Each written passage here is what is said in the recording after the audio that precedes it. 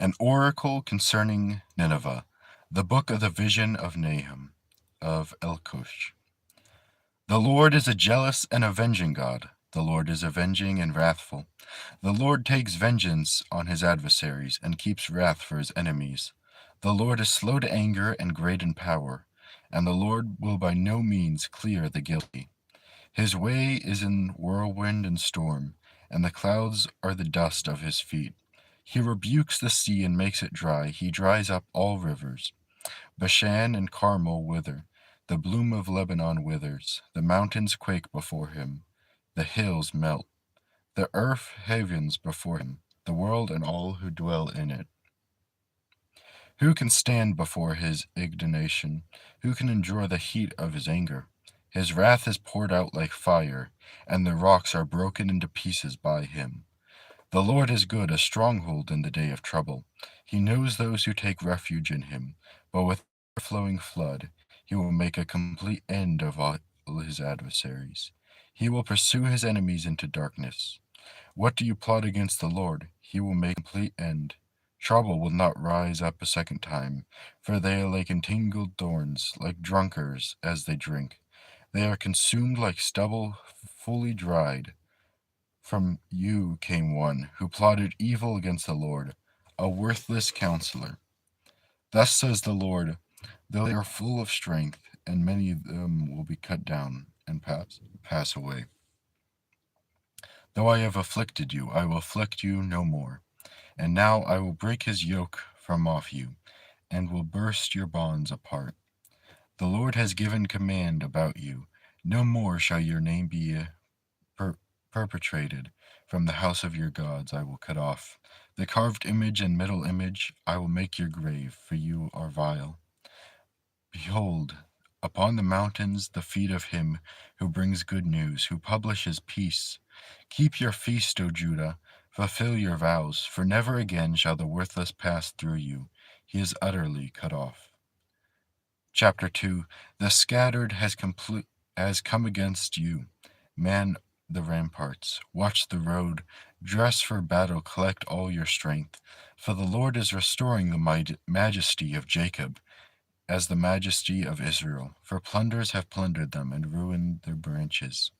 The shields of his mighty men is red, his soldiers are clothed in scarlet. The chariots come with flashing metal on the day he musters them. The cypress spears are banished, the chariots race madly through the streets. They rush to and fro through squares, they gleam like torches, they dart like lightning. He remembers his officers, they stumble as they go. They hasten to the wall, they siege the towers set up. The river gates are open, the palace melts away, its mistress is stripped, she is carried off, her slave girls lamenting, moaning like doves, and beating their breasts. Nineveh is like a pool whose waters run away. Halt, halt, they cry, but none turns back. Plunder the silver, plunder the gold, there is no end of the treasure, or the wealth of the precious things. Desolate, desolation and ruin. Hearts melt and knees tremble. Anguish is in all loins. All faces grow pale. Where is the lion's den, the feeding place of the young lions? Where the lion and the lioness went? Where is his cubs? Where his cubs were, with none to disturb. The lion tore enough for his cubs, and strangled prey for his lioness. He filled his caves with prey, and his dens with torn flesh. Behold, I am against you, declares the Lord of hosts, and I will burn your chariots in smoke, and the sword shall devour your young lions. I will cut off your prey from the earth, and the voice of your messengers shall no longer be heard. Chapter 3.